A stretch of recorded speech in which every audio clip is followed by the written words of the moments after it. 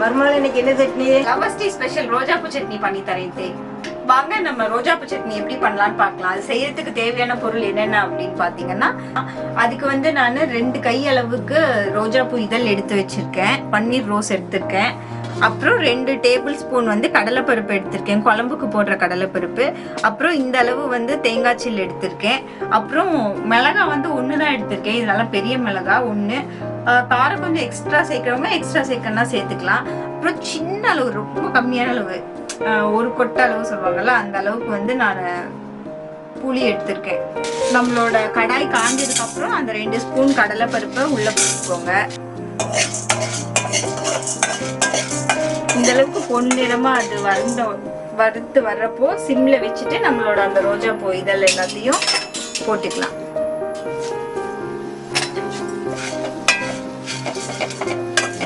ரோஜா பூ வந்து எல்லாருமே அழகுக்காக தலையில வைக்கிறதா தான் பார்ப்போம். ஆனா இதுல பாத்தீங்க அப்படின்னா மருத்துவ குணங்கள் நிறைய இருக்குது.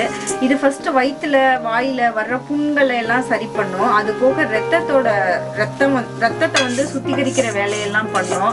அப்புறம் பாத்தீங்கன்னா ஸ்கின்னுக்கு, நம்மளோட ஸ்கின் பிரைட்டன் ஆகிறதுக்கு ரொம்பவே ஹெல்ப் பண்ணும்.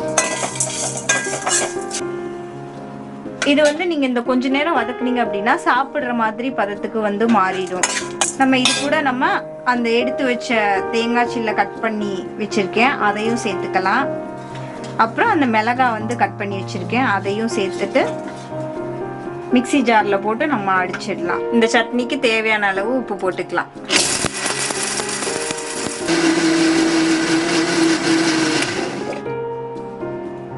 அரைச்சதுக்கு அப்புறம் அதை நம்ம தாளிச்சுக்கலாம். அப்புறம் ஒரு வத்தல் 2ஆ கட் பண்ணி போட்டுட்டு அப்புறம் நம்ம கருவேப்பிலையை போட்டு தாளிச்சு ஊற்றிடலாம். நம்ம ரோஜா பூ இதெல்லாம் சட்னி ரெடி ஆயிடுச்சு. வாங்க இதை டேஸ்டிங் பார்க்கறதுக்காக எங்க அத்தையை கூப்பிடலாம். இன்னைக்கு ரோஜா சட்னி என் மருமக வச்சிருக்கா, சாப்பிட்டு பார்க்க சொல்றேன். நல்லாதான் இருக்கு, டேஸ்டா இருக்கு.